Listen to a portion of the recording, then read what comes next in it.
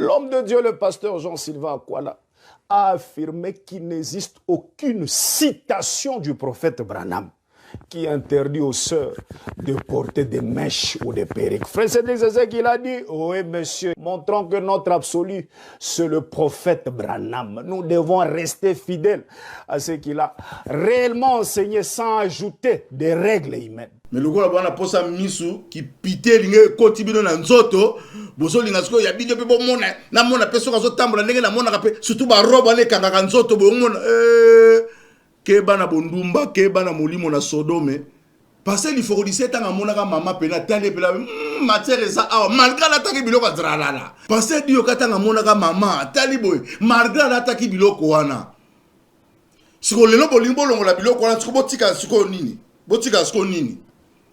Pakoli biloko na mbebo. Pakoli na makiki na yao. Pakoli longi mobimba. Soukia bendi boy. On prend le mèche. Bakamati ma mèche. Tout ça les prophètes interdits. C'est ce que Jézabel a fait. J'ai des centaines de citations ici avec moi. Mais aujourd'hui, alors frère Sylvain, il y a un pasteur qui a dit toutes les sœurs qui mettent les mèches, les perruques, il les chasse de l'église.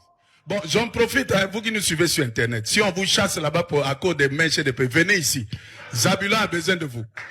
Nous, on vous reçoit. Vous voyez ceux qui croient le message. Les femmes qui sont Life Tabernacle. Shekinah Tabernacle. Faire la même chose. Vous avez tué les prophètes. Parce qu'un pasteur a dit un ancien, nous respectons le pasteur, nous respectons les anciens, mais notre absolu, c'est ce que Branham a dit. On vous chasse, allez au tabernacle des Zabulon. Tu es dans l'extrémisme, tu es faux. Parce que frère Branham dit qu'on construit une route, un goudron, le milieu est surélevé. Et les bords, on met ça en pente pour que tous les déchets ne seront jamais au milieu. Et lorsque vous allez vous maquiller, souvenez-vous simplement que Dieu fait de vous de la viande pour les chiens.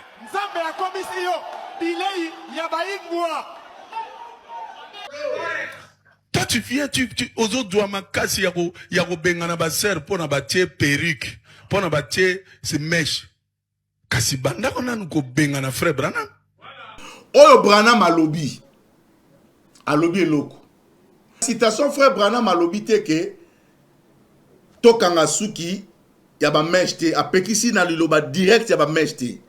Ne sika Sylvain Akwala a une citation. Mais tant mon frère Branham a lobby que tout tika la naturel.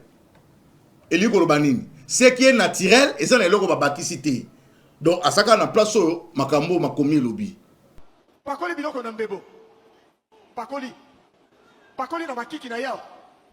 Pakoli longi mobimba. Soukia bendi boy. On prend le mèche. Bakamati ma mèche. Tout ça les prophètes interdits. C'est ce que Jézabel a fait. J'ai des centaines de citations ici avec moi. Mais aujourd'hui, yo penza oye na Shekinah, olati mwa mini jeep na ba mèche ba kabelo boake kititi na sima ya nini awa, ya babilo kono na sima oyo boye, alonso kote na Shekinah. Papa, awoya kabwe, mwana bima. Maître, grand maître, bima, katuka, umbuka, hacha manyanga, kwenda, kene, opela mwana tse mataka, wenda, okota Shekinah, pas Sylvain Akwala kote, okota. Ya sala makila wana ya ko maîtriser yo, aotala na ye yo, et solo belelo kota sa le jeune maître, a ko maîtriser. Mais pas papa te, oko bima umbuka, o sérieux weza wa papa mukolo, bima wa Shekinah wa bajete. Ce que Branham a dit, il a dit. Opa lobité, a lobby pourquoi? O ya lobité et zapété. Donc, attendez comme ma mèche te. Mais tant que c'est la naturelle, ce qu'on y a au baxi mèche, osa sous naturel te. Alors, tant que Sylvain Akwala bengi bino, on a beau que l'église na ye. Ma te oya kote ya bino. Et kolongo la bino ba mèche wana. A kozong sa bino awana Timothée. Faut en apider. La femme qui a fait ça, Dieu a pris son corps, lui a donné comme un beau souper pour les chiens. Et la femme qui fera ça, souvenez-vous que Dieu fait de vous de la viande pour les chiens lorsque vous voyez quelqu'un faire cela.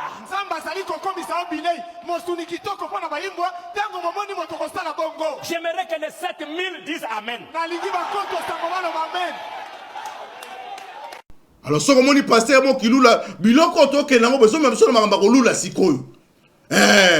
Parce que liberté on va tout comme linga sikoyo makamba kolula. Yango bomi ba pasteur. Nouvelle tendance est faite, nouvelle tendance est faite, nouvelle tendance est faite. Rentrée radio.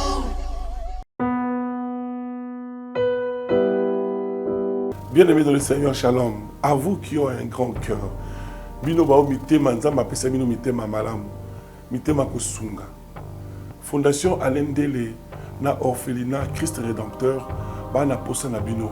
Bana posa lisungi na bino. Bano baboti bakenda. Bano bazala moya kotanga te. Bato bana besoin lisungi. Bino bato bona mitema malamu.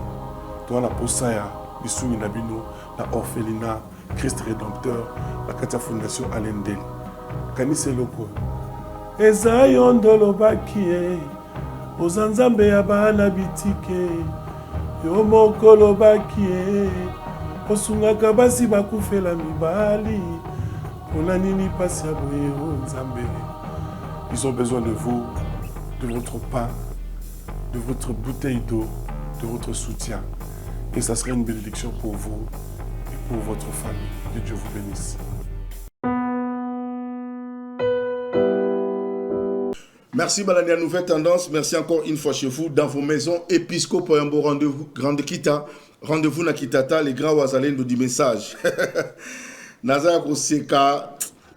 Nabi bande konanga message. Qu'est-ce qui se passe? Et là on est à koleka parce que dans mon on va susciter guerre moboé entre le pasteur Dioka et le pasteur Sylvain Akwala. Na fandi batu batina ba image za nini yango oyo.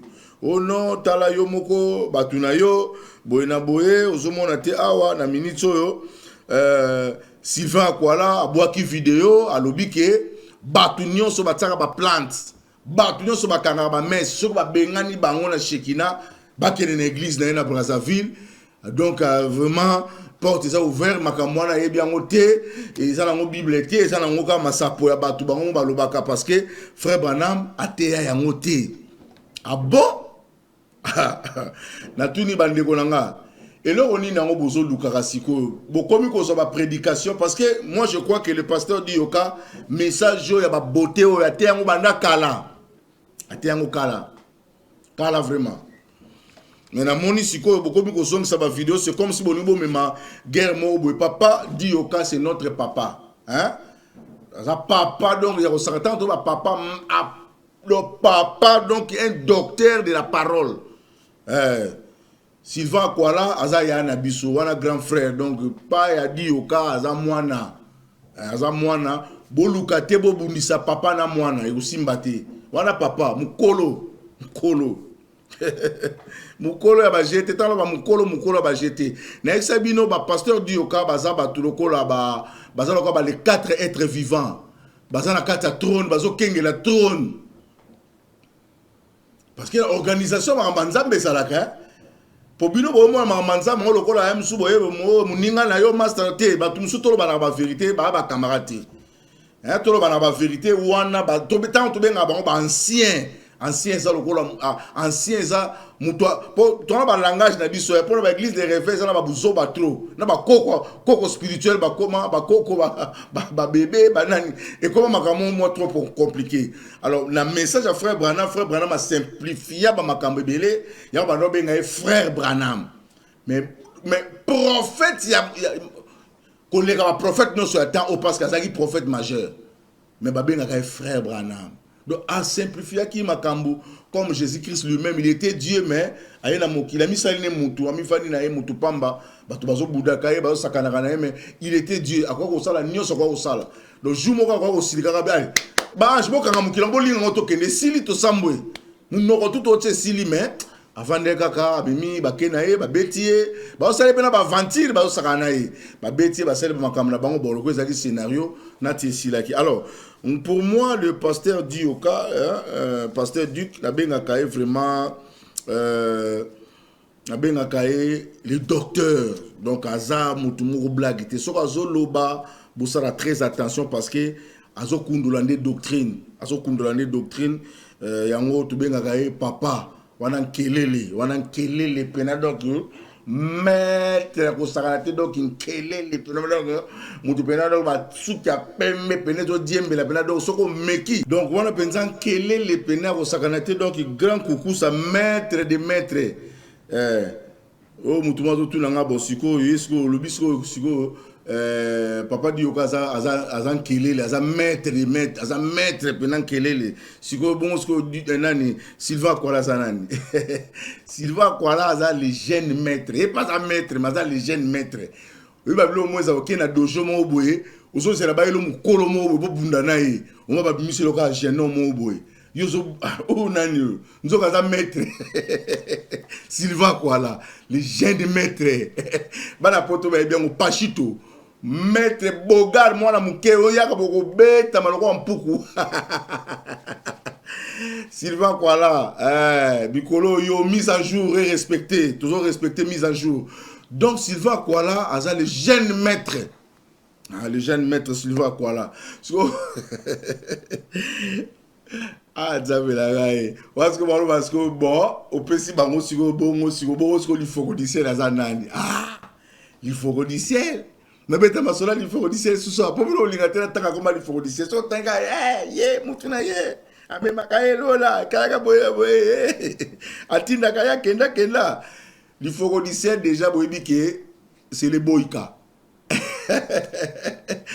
Pasteur moko ya nini ya adorateur hein azana Brazzaville kuna soka na Pointe-Noire yeso ina zo benga li fondiciel boy kazo maka posa batika na bitumba babunda kaka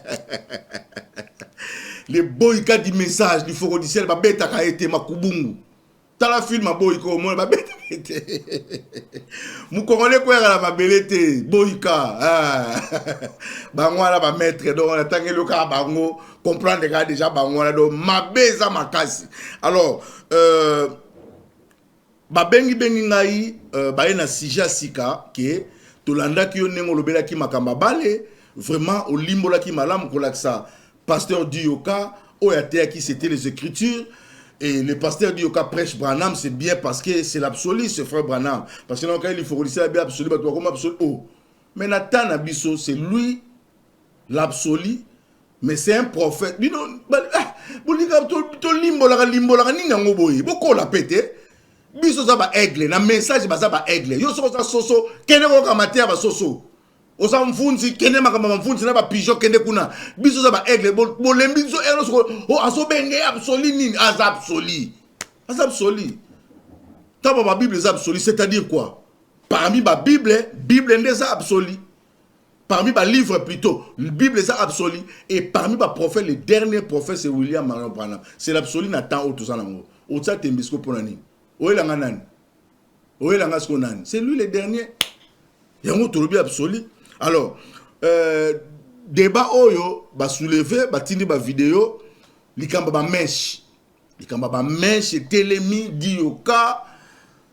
Vraiment tika biso l'église to la taba mèche ba ser ba lika ba kata singa kaka donc parce que trop c'est trop bazo mona ba kabelo ba nini bazo ba ser ba bidon to lini kaka bongo. Alors Sylvain Kwala sali message alobi ke oyo nyonso ba bengana l'église pour na ba mèche oyo nyonso ba bengana l'église pour na ba plante aya na église ya Sylvain Kwala kuna antoko ko koto ko sambela sans problème parce que na branchir azana citation o epekisi ba mèche. Bon nanga bien émission za mission ba sécurité. Bon nanga trop bien. Parce que émission o to zonga na deuxième version, ndenge to zonga ki na version ya match, to zonga na deuxième version to zana pasteur Arozala Awa pona ko aider biso to sala appel na pasteur Neville ndenge kaka yaka ko sunga biso na makambo etali ba écriture. Alors pasteur Neville akoya awa pour na ko fongola biso makambo parce que moi ba complication za mo mingi. Alors ndenge biso doctrine na biso émission na biso ça ka vidéo, tout la ça ka vidéo boyo ki vidéo après. Donc pasteur Dioka alobi likamba ba beauté. Atia ko déjà kala. Likamba ba beauté na likamba ba mèche.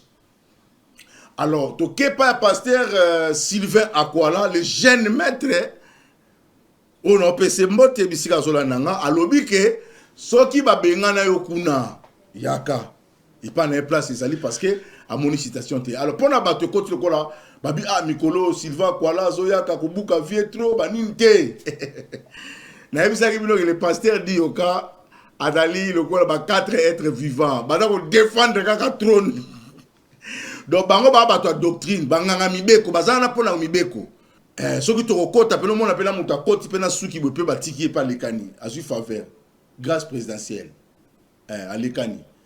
Parce que yo osala mo doctrine te pour kutana dioka.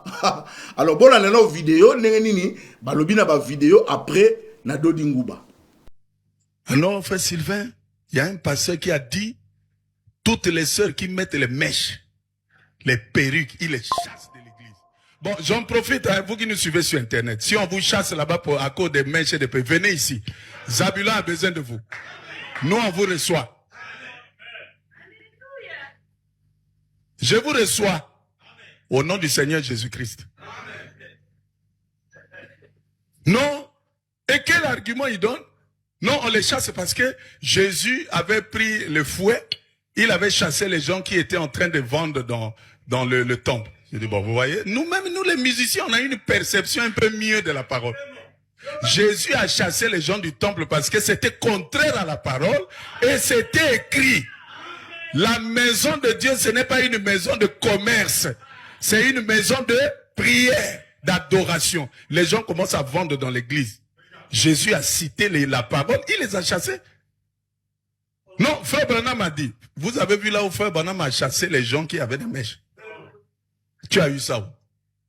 Oui, le problème avec nous les Africains, on aime toujours épater dans le mal. Et les Africains pensent que quand tu es extrémiste, c'est que tu as la vérité. Non, tu peux être extrêmement faux. Tu es dans l'extrémisme, tu es faux. Parce que frère Branham dit, quand on construit une route, un goudron, le milieu est surélevé. Et les bords, on met ça en pente. Pour que tous les déchets ne seront jamais au milieu. Tous les déchets, vous allez retrouver ça aux extrémités. C'est ce qui montre que c'est la fausseté. Il dit, le chemin de Dieu est au milieu. Toi, tu viens, aux autres doigts, ma casse, yaro bengana baser, pour n'abatir perruque, pour n'abatir ces mèches. Kasi banda, on a nous bengana frère Branham. Je vous ai montré ici le film. Frère Branham allait en Afrique du Sud. Il avait une perruque sur sa libachi. Mais comment frère Branham qui est un homme, il a mis ça. Pourquoi? Commence d'abord par le blâmer. Oh non. Branham c'est normal parce que il avait la calvitie. Non, sœur, vous avez les cheveux, vous pouvez pas mettre la perruque. Oh. Mais frère, ça c'est un raisonnement trop bas et trop léger. Donc, un péché peut être bon dans certaines circonstances. Quelque chose de faux. Dans certaines circonstances, ça peut être vrai. Dans l'adultère, dans certaines circonstances, c'est bon. La fornication. Non, frère, dans ce contexte, la fornication, c'est bon. Ah non, bon, frère Branham avait mis la perruque, là-bas c'est bon. Mais les sœurs qui ont des cheveux, ils n'ont pas le droit, s'ils mettent, on les chasse. Sœurs, les Zabulons vous accueillent. Venez. Il n'y a pas eu d'écriture là où frère Branham dit qu'on n'a pas le droit de faire ça. Il n'y en a pas.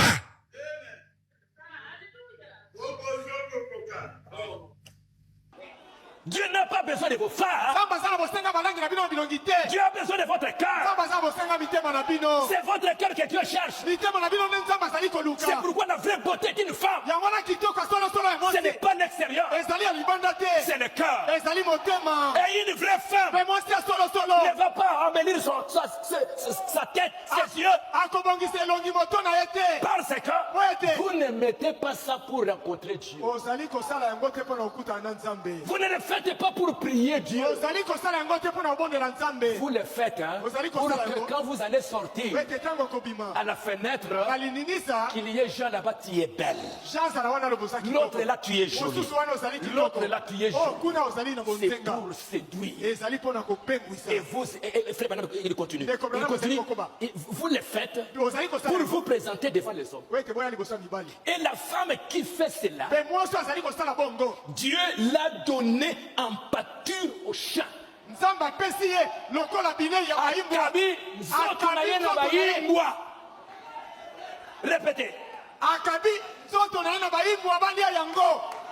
Et lorsque vous allez vous maquiller, Petango kopakola langi na elongi. souvenez-vous simplement Kanisa bobele te. que Dieu fait de vous de la viande pour les chiens. Nzambe akomisi yo bilei ya bayimbwa. Tu mets des trucs. Opakoli biloko. Pourquoi? Pona nini? On prend les filles. Bakamati bana basi. Pakoli biloko na mbebo. Pakoli. Pakoli na makiki na yao. Pakoli elongi mobimba. Suki abendi boy. Avimbi On si. prend les mèches. Bakamati ba mesh. Tout ça, les prophètes interdits. Nyonso wana mosangoli C'est apekisi. ce que Jézabel a fait. Yango nde Jezabel asalaki. J'ai des centaines de citations ici avec moi. Naza na kama baloba. Mais aujourd'hui, kasi lelo. vous voyez ceux qui croient le message. Omoni ba basa ndi masango na tango. Les femmes qui sont Basi yo basali. Life Tabernacle, Ya life tabernacle. Shekinah Tabernacle, Shekina tabernacle. faire la même chose. Kosala likambo motilo moko. Vous avez tué les prophètes. Bobomi mosakoli. La femme qui a fait ça, Mwasi asalaki bongo. Dieu a pris son corps, Nzambe akamataki nzoto na ye. lui a donné Apesi yango. comme un bon souper pour les chiens. Lokola bilei kitoko mpona bayimbwa. Et la femme qui fera ça, Me mwasi akosala bongo. souvenez-vous, Okanisa. souvenez-vous que Dieu fait de vous de la viande pour les chiens lorsque vous voyez quelqu'un faire cela. Nzambe azali kokomisa yo bilei. Mosuni kitoko mpona bayimbwa. Tango momoni moto kosala bongo. J'aimerais que les 7000 disent Amen. Nalingi bakoto sango baloba amen. Merci beaucoup. Nakanisi Bolandi, le pasteur Dioka Nengalobi, abandai ko pesa exemple na trop bien. Alimbolong na ku ne loko ko bakisa te awa na makambo le pasteur Dioka lobi c'est biblique et puis les prophètes a prêché ça. Mais si ko yo to na question moko oyo Sylvain Kwala tuni nde tozonga na tuni ba pesa citation oyo frère Branham alobela makambo ba mèche.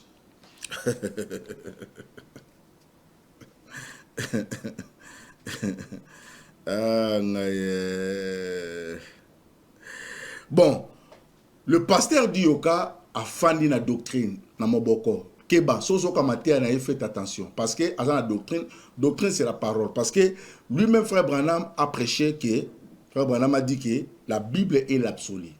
Bible est automonaka. Bien qu'il y ait les brochures qui est la prédication oyo ateyaki yango mais soubassement topé et si ka bazako tirer makambo wana c'est dans la Bible. Mais Bible yango pe to bossa na te zaki triquer yango biloko musu payer mon pas corriger na kati ya Bible ka wana. Ah oh, frère Branham a corrigé la Bible oui, frère Branham a corrigé la Bible. Alors, avant na kota ba détail, ça na frère Cédric. Frère Cédric na aidé on a likamo muke ba ta vidéo frère Cédric. Frère Cédric oza journaliste. Ça là attention, ya ko zwa message kaka bongo ye nango oye na nguba ododi to pesi bana. Ba nguba ba poso, mon to ba nguba ezala deux dimensions. Nguba mususu ne uti na sama bele ba ye ba tetite ozo pesi bana. Bana fa ba liango ba omona nguba te, nguba ya na kati mbuma ya na kati. Faut ba passer la bango pa lia eloko ya na kati. Alors soko zo yango mona atango ya na matia Carlos sa ko pepe sa asko busoba. Bon oh yo se dugulu kusane no comme suko lo makamba Carlos ya mabebo. Au moins parce que Carlos déjà ça la maramba berrer tant que yo comme ko so ka message yo ko poser les biso boye et pe c'est faut so ka temper ya ko pesa ka ba nuance voilà ba nuance faut ça ka ba nuance nenge biso to ça ka nuance ozoma bena to so bala ni sa makambo pena to pesi nuance parce que nengo zolo bango ndengwana au moins ba tunso Sylvain donc suka na comment Sylvain quoi là ça la raison te to so pesa mutu raison te. Ce qui est fait parce que le pasteur Dioka prêche seulement la parole. Il prêche Branham. Alors, ce qui osa mutoyo, osa mutakile, il faut qu'on passe. Alors, biso to limbo liango, to fungo liango. Ici, c'est le prophète qui parle. Lui-même, le prophète Branham qui parle. Awa Tolobi, c'est la grâce qui parle. Sylvain Kwala, c'est la grâce. Ça l'attention à Koboya Makambazo, parce que c'est la grâce qui parle. Parce que grâce Tolobi, sa faveur imméritée. Abengi bangono sobaya. Mon abengi bangono sobaya, on a fait attention. Parce que et ça le rôle à bengi ba pagano. Yo so za soda. Okoye ba déjà marche na onde ni ko sengeli ko tambola. Soki na zongi na histoire ya match. Soda ta la match te. So côté la principe ba soda comprendre que soda a un sentiment te, soda a une équipe peut-être la partie te. La Bible nous dit que nous sommes des soldats de Jésus-Christ. To zongi na général Sonika Futa Rockman, armée de l'Éternel. Nous sommes des soldats. Tout ça, ba soda, neto ba mbila pelane to zabena ba sokoto babel bisoyo ba mbila ba soda. Tango akutani na ange atunie eti de notre ou de nos ennemis. Je suis le chef de l'armée de l'Éternel. Yemoro mokonza mampinga. Bisabi, vous êtes des soldats de Jésus-Christ. Tout ça ba soda. Alors ce que sont déjà qui vont monter mon soda ça kana ba sentimate. Nyonso ya vie, o ki mwasi, o mbongo, soda za biloko na te makila ça peut ça pour l'école. Alors, ce que mon pasteur mon qui lula biloko to ke nango beso même so makamba ko lula sikoyo. Parce que liberté on va to ba komo linga sikoyo makamba ko lula. Yango bomi ba pasteur. Alors Cédric Lukusa mon frère bien-aimé, faites attention à l'interprétation. La ligne de son vidéo Cédric Lukusa.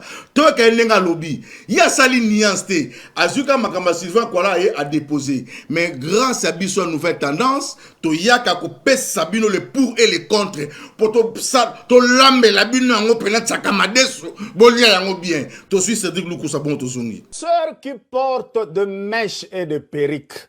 Des sœurs qui portent de mèches et de perruques. Il y a un message pour vous de la part du pasteur Jean-Sylvain Akwala Temple, pasteur et aussi artiste musicien. C'est lui qui a chanté trop près de la frontière. Quand tu regardes, oui, le pasteur Jean-Sylvain Akwala. C'était au cours d'une de ses prédications au sein de son église, Tabernacle des Abilons, la Brazzaville, que l'homme de Dieu, le pasteur Jean-Sylvain Akwala, a adressé un message à toutes les sœurs qui portent de mèches et de perruques. Alors, laissez-nous d'abord simplifier l'information. Après, nous allons vous laisser. Nous allons vous partager une petite vidéo où lui-même est en train de le dire. Là, on simplifie d'abord. L'homme de Dieu, le pasteur Jean-Sylvain Akwala, a affirmé qu'il n'existe aucune citation du prophète Branham qui interdit aux sœurs de porter des mèches ou des perruques. Frère Cédric, c'est ce qu'il a dit. Oui, monsieur. Montrons que notre absolu, c'est le prophète Branham. Nous devons rester fidèles à ce qu'il a réellement enseigné sans ajouter des règles humaines. Le pasteur Sylvain a également lancé une invitation claire. Toute sœur qui a été chassée de son église à cause du port de mèche est la bienvenue dans son église, Tabernacle des Abilons. C'est-à-dire, sœur, si on vous a chassé dans votre église, votre pasteur a dit on ne veut plus de vous ici parce que vous portez le mèche. Pasteur Jean-Sylvain Akwala vous attend dans son église. Il a dit qu'ils vont vous recevoir au nom de Jésus-Christ. Vous avez des places à l'église Tabernacle des Abilons. Frère, c'est ça? Oui, monsieur. C'est-à-dire, ne vous dérangez plus où je vais encore aller prier où pasteur Jean-Sylvain Akwala vous attend. Là, on simplifie. Frère, je peux aller là-bas? Oui, Tabernacle des Abilons vous attend. On va bien vous accueillir. Parce que selon lui, et en lisant le prophète, il ne trouve nulle part où frère Branham a interdit aux sœurs de porter le mèche, disant que notre absolu, c'est ce que frère Branham a dit. Parce qu'un pasteur a dit, un ancien, nous respectons le pasteur, nous respectons les anciens, mais notre absolu, c'est ce que Branham a dit. On vous chasse, allez au Tabernacle des Abilons. Le pasteur Jean-Sylvain Akwala a aussi dénoncé, selon lui, une mauvaise interprétation de certains passages bibliques, notamment lorsque certains justifient le fait de chasser des sœurs en disant que Jésus avait aussi chassé le vendeur du temple. Il a rappelé que Jésus avait agi ainsi parce qu'il était écrit que la maison de Dieu ne devrait pas être une maison de commerce et non pour des questions d'apparence physique. d'apparence physique. Le pasteur Jean-Sylvain Akwala a ensuite posé une question forte. Où a-t-on vu le prophète Branham chasser des femmes à l'église à cause de mèches? Là, c'est une question que le pasteur Akwala pose. Avez-vous déjà vu frère Branham, le prophète du temps de la fin, chasser les gens au Branham Tabernacle? Merci beaucoup. Nakanisi Boki Cédric Lukusa. Donc, Atika Likaka, Yaso Akaka a un message à y attirer. Si comme tout le monde a vu, yo son émission, de Carlos Théo, kaka bien que la Bible, na lobi na Carlos nini. Na tangi comme Carlos na mabenini. Mutuna azana ba caché na yo to ebeli. So to comme na domaine na ko ba makambo, to ben lié to tie wana. So to comme na caché bo to ben lié to tie wana. Tout ce que nous avons dit, c'est Branham et Carlos. Si tu as cet exemple, tu as un cadre exemple que non. Tant que Cédric Luku, ça soit un message. Azuya Sylvain Akwala, Azuya Kingana, Azuya ko déposer un cas sec ndengwana. Maintenant, moi, n'ai conviction na nakati. Alors, faut pas sa position par rapport à toi comprendre nini. C'est ce que moi je dis. Le pasteur Dioka a fandina prophète Branham. Bien qu'à l'objet n'a biso to pesa citation et ce qu'on a au ya sikoana et ce qu'on a au chité. Alors koto yo le jeune maître Sylvain Akwala a fandi na la grâce de Dieu. Tango abengi bango baya, bino bozo sepela ka bengi bango baya. Bande ko nanga, to tika hypocrite. Moni un message à frère Branham, ba hypocrite baza makasi.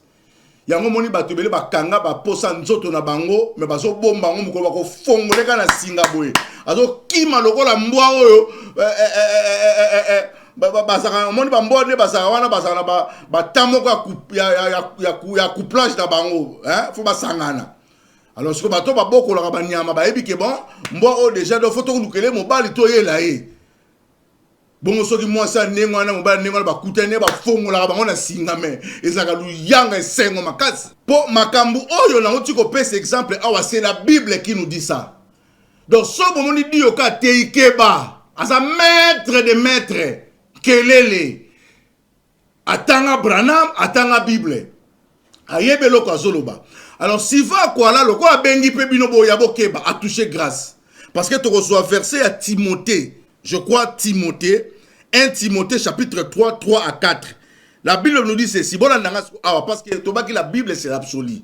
Or, tout ça, si tu définis ce que la Bible, c'est que Makambo, tout le monde, tout le monde prophète, tout le monde la grâce. Or, c'est Jésus-Christ nous a prêché la grâce parce que bisonné tout ça, boy. Tu peux ça exemple. Tu bon gars qui pour la côté. Ils ont quitté tout quoi côté. Mais ce que tu as c'est par la grâce. Comment? La loi qui donnait le prédicateur l'accès de prêcher dans l'ancienne alliance, c'était l'uni à Bana Oyo, Babotamaki et Père Jacob. Kunande, Sika Baso, ba prophète, Barobima, Barobima. Alors, ce qu'on a à Israël, le niveau Théa, Barotuno de qui le fils. C'est là où Dio Kae. Dio, ah, François, c'est là où Dio Kae. De Sika Dio Ka Fandi Yangwana.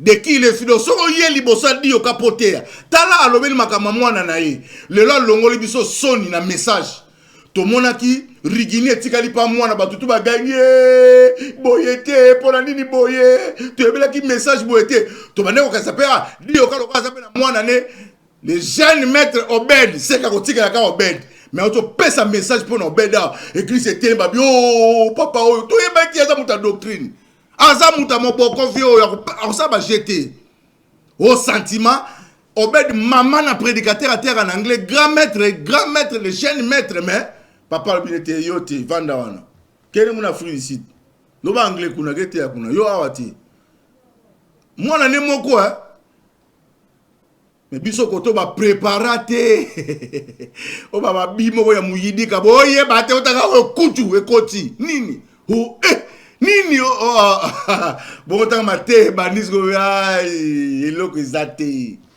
tozonga retour à la parole c'est comme ça de te définir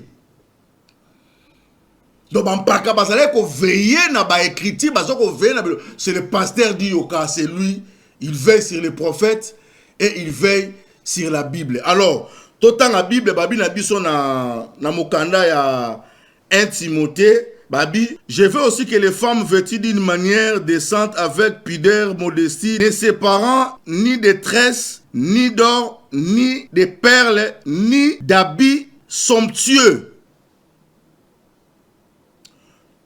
Ozoka awa makamutoma zobisa Timothée. Moi si ndenge ni nesengeli azala. Alata d'une manière décente. Avec pudeur. Vous qui sont balobi awa.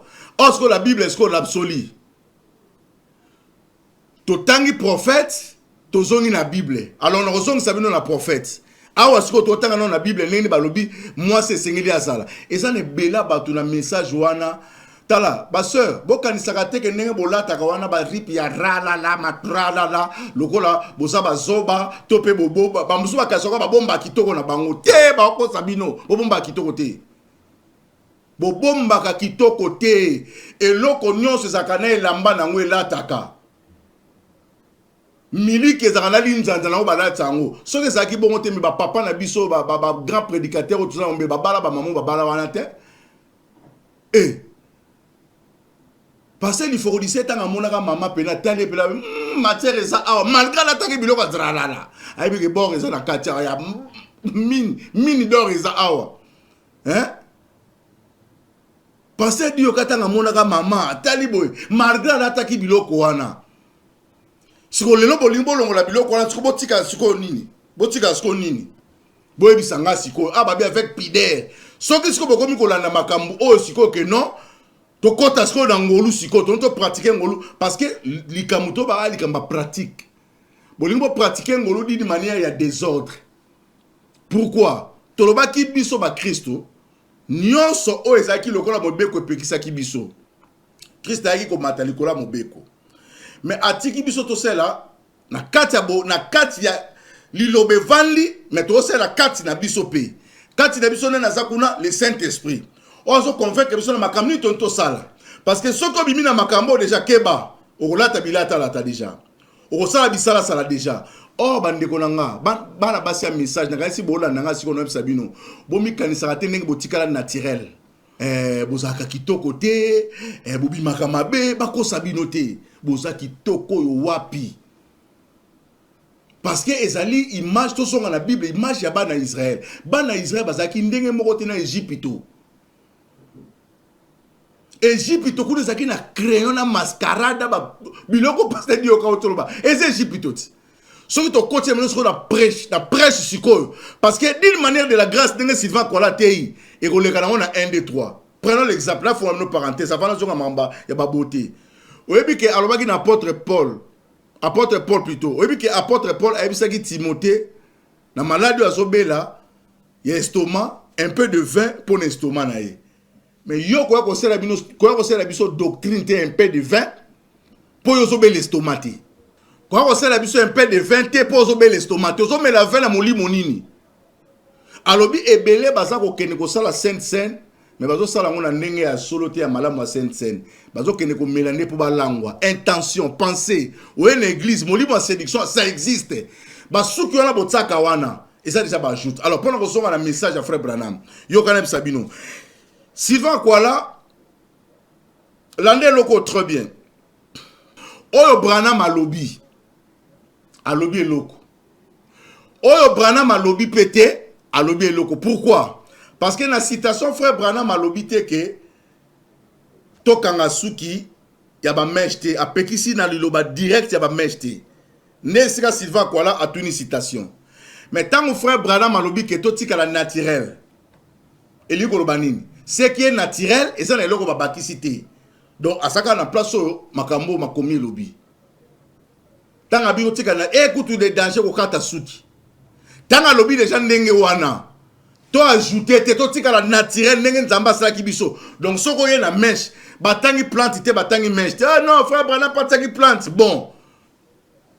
Ba oya ko expliquer ngo aw. Pasteur a ko expliquer ma plante o frère Branham ataki na mutu na ye. Le roi frère Branham a qui plante, yo peut côté plante. Le roi la Timothée ba bisa qui a mela mwanda bo 20, yo peut mela ndambo 20. Hein? C'est comme ça. Donc soki to lingi to bana ko silo makamnde ngwana bo mona ndenge sikoyo to ko bebisa makomi ya Nzambe. Ce que Branham a dit, il a dit. Opa lobité, a lobby pourquoi? O ya lobité et zapété. Donc, attendez comme ma mèche té. Mais tant que c'est la naturel, ce qu'on y a baxi mèche, on sous naturel té. Alors, tant que Sylvain quoi la bengi bino na boke l'église na ye. Ma té ya côté bino. Et kolongo la bino ba mèche wana. A kozong sabino awana Timothée. Faut en apider. Yo penza oye na Shekina. Olati mwa mini jeep. Na ba mèche ba kabelo boake kititi na sima ya nini awa. Ya babilo kono na sima oyo boye. Alonso kote la Shekina. Eh, papa, awoya kabwe. Mwana bima. Maître, grand maître, bima. Katuka, umbuka. Hacha manyanga, kwenda. Kene. Oko pela mwana tsema tsaka. Wenda. Oko wenda. Okota Shekina. Pas Sylvain kwa la kote. Okota. Ya sala makila wana ya ko maîtriser yo, aotala na ye yo. Et sur le belelo kota sa le jeune maître. A ko maîtriser. Mais pas papa te. Oko bima umbuka. O sérieux weza wa papa mukolo. Bima wa Shekina wa bajete. Kuno koko kende Sylvain kwa na don wana sana likabo wana akofandisa yo ala kiso be critique. Oye boye oui bayaka boye. Ya ça le ko l'évangéliste. Oye yaka filé. Évangéliste ça muta boka filé. L'évangéliste aboka filé. Filé kotina mai ekangi mama gorodo banani bazuzu ayi na bangwana. Ligoro tika makambozo ça oyokata boka ligoro kende. Oh tika donc c'est ça. Avani ko sala triage, avani ko trio tika biloko tika ba mini église ambe oto pengu sabato. Tika makamba boy. Zo kaka atali tsuka nango. Allez, hacha, wenda. Oko kende. Yoka si Sylvain kola na kolingo comme cette église dans boîte de nuit. Boko sanate, abenga binabiti na obenga bino bokende. Na na bina makambo on a eu bokeba. Alors, ceux qui boyent, bozolanda batouana boke banande bolande la bango parce que baza ba maître, ba grand prédicateur. Donc, ceux qui bolou ka citation parce que bien si ka to fandeli wana Sylvain quoi la sengi citation. Oui, na cadre citation to répondre boy parce que so tangi na Bible au moins na te sika mo ba peksa cigarette. Cigarette tangi na Bible cigarette ça la raté. Et ça biloko belé o ekomi lelo ezate na kata Bible. Alors, ce le Saint-Esprit en nous, a repéré sa biso, maloba autorité, a post soubassement, ne la Bible est absolue, il faut bien la Bible. Alors, Bible est bien biso, montant ça qu'on détruit nous autres, nous ne savons pas qu'on détruire.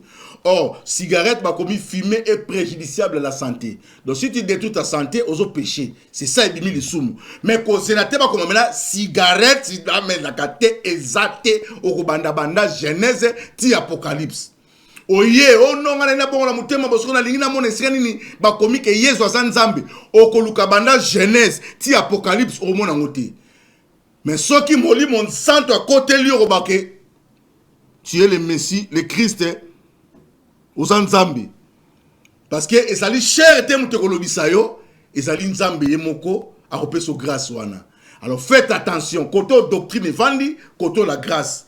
Soko ke kola nangolu na ba avanti na loyenge yango moni ke batusu ba kende ko sala makambu bayemba ngona nzemba libala ti na ko bongo lise motema yango ba peksa même libala ke biso ba branamiste ba ta message to ko bala ba pagano te to ko bala batani nsuste parce que yo bien na ko pengu na ko bongo lise motema suka na oyenda bongo lise motema ke na yo nzamba pekisa ba na Israël abi bokoko linga ba pagano te pona ni ba opengu sabino.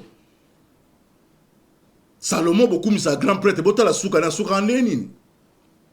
Oh benga grand prêtre 1000 bi Salomon bota la souka na a souka ndeni.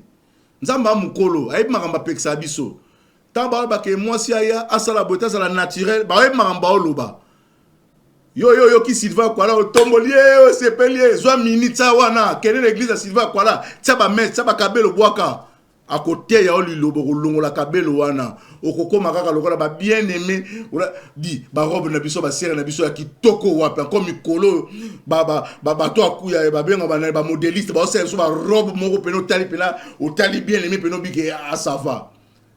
Mais lokola bana posa misu ki pité linge koti bino na nzoto boso linga siko ya bino pe bo mona na mona peso ka zo tambola ndenge na mona ka pe surtout ba robe ne kanga nzoto bo mona Keba na bondumba, keba na molimo na Sodome.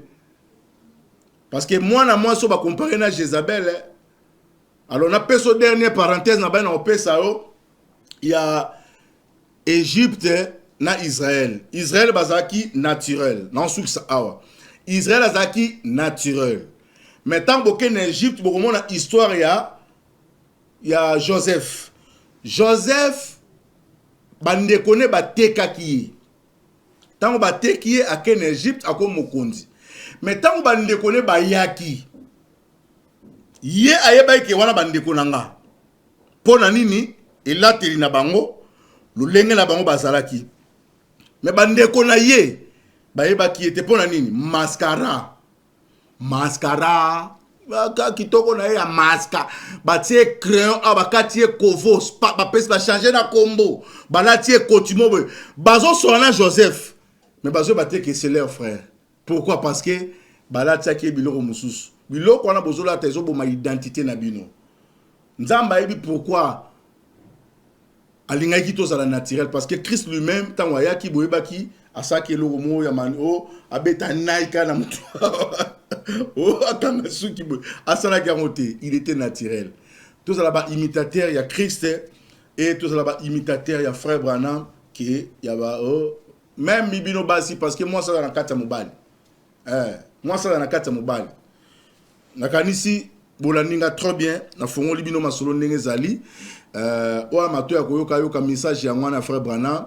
Alors tokoya tokutana pasteur Nevi to ko fongo la sous makambo trop bien. Alors tokutani prochainement épiscope Yambo rendez-vous na Kitata les grands wazalens du message.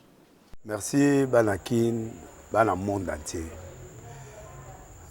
Maxi bien-être. Sougala café, logo na mêlé logo mais logo ezamabe. Il y a bien pour na panne technique.